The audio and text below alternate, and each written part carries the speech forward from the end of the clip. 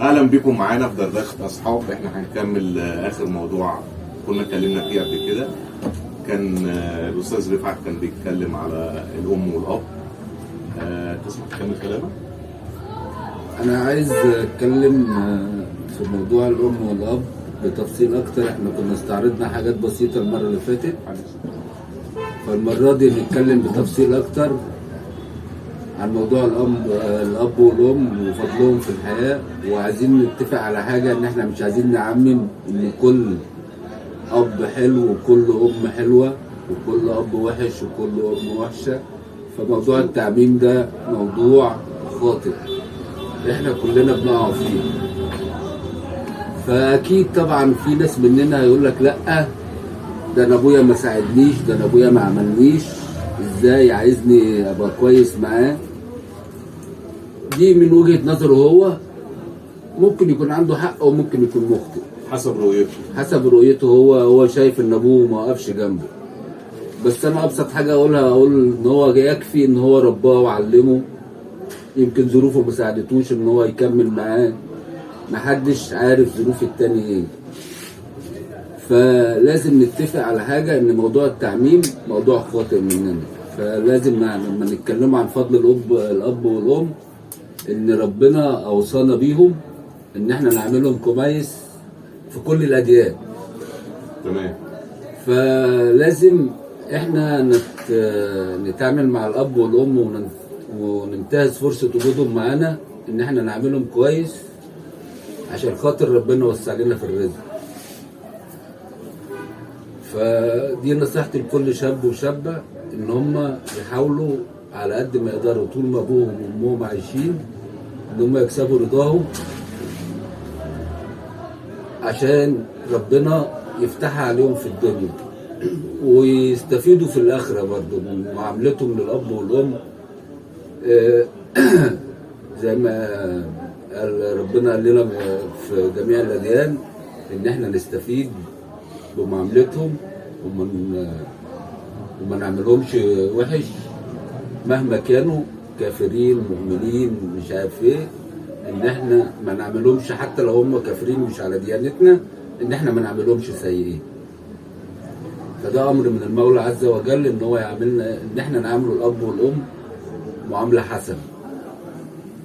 فما نجيش احنا نقوله لا، ده ما ساعدوناش في دنيتنا وابويا وحش معايا، ومحدش عارف ظروف التاني ايه، ومحدش يقدر يحكم على التاني الا اللي موجود في الظرف ذات نفسه. فدي نصيحه انا اقدر اقدمها لكل شاب وشابه، ان هم يحاولوا يكسبوا رضا الاب والام بس. وبرضه تطبيق كلام حضرتك، اللي ما لحقش مثلا والده مثلا او متوفي او بتاع، ربنا حتى تطبيق يعني وكماله لحضرتك، اللي هو ربنا امرنا بالدعاء ليهم حتى لو هم اموات كمان. يعني ده حسنا على ان احنا يعني ايه ندعي لهم حتى يعني. والايات كتيره وفي كل الدين طبعا، كل الاديان. ده سيدنا عيسى ربنا وصاه ان هو يكرم والدته. برضه في الدين الاسلامي نفس الموضوع. الاديان السماويه كلها بالكامل ما فرقتش في حكايه الام والاب، بتتكلم على الاب والام وان حتى بعد وفاتهم. حتى بعد وفاتهم، حتى يعني في الدين الاسلامي قال لك لو كانوا مشركين وان جاهداك على الشرك ما فلا تطعهما وصاحبهما في الدنيا معروف. بالظبط. فديت وصيه لكل واحد، ان هو يعني يحاول على قد ما يقدر ان هو يرضي الاب والام بكل الطرق يعني. ونضيف حاجه كمان، الحد الوحيد اللي عايزك تبقى احسن منه ابوك وامك، مش اخوك لا، ابنك لا، صاحبك لا، صديقك لا. لكن هو الحد الوحيد اللي تملي الوالدين تملي عايزين عيالهم ما بيبقى احسن منهم. هي الظروف او الظروف هي المجتمعيه، وممكن انت تكون انا كشاب فاهم ابويا وامي غلط. بالظبط يعني راجع للفكره برضه. احنا عصرنا لما اهلنا ربونا كنا احنا فاكرينهم ان هم مثلا بيرسوا علينا او بيضغطوا علينا. لا، طلع هم الصح. احنا دلوقتي لما بنيجي نكلم اولادنا فاكرين ان احنا مثلا بنضغط عليهم، وان احنا كده مش معاهم ومش مش فاهمين دماغهم، مع اننا احنا بندور على مصلحتهم من حسب تجاربنا في الدنيا وحسب الواحد ملف وشاف. بس هو كل واحد ليه دماغ بيفكر ان هو اللي صح والناس كلها غلط.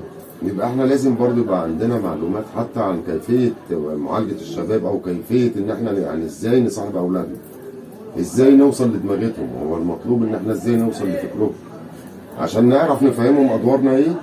محتاجين برضو ثقافه معينه او نصايح من وقت للتاني على حسب ظروف الحياه يعني. ما بقول لك عشان كده كل واحد فينا ما يفكرش ان هو اللي صح والناس كلها غلط. لا، حاول تسمع حاول تسمع اللي قدامك وتفهمه وتقرب المسافات، وتحاول تجري حوار مع والدك او والدتك، والاب كذلك حاول يجري حوار مع ويفهم دماغ عياله، والاب والابن يفهم دماغ ابوه.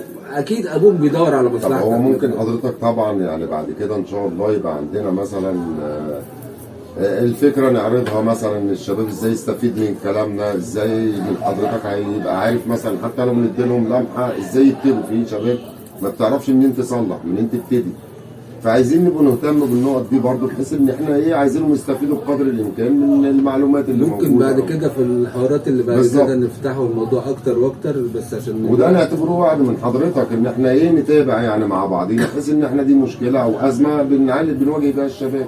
عشان الوقت ما يطولش برضه على اصحابنا. بالظبط. نحاول نخلي الحلقات قصيره شويه. تمام. ان شاء الله هنقول للحديث بقيه. لو حد عنده تعليق، لو حد عنده تجربه عايز يقولها يبعتها لنا في الكومنتات، يبعتها لنا في رسائل الصفحه واحنا هنرد عليها ان شاء الله. للحديث بقيه.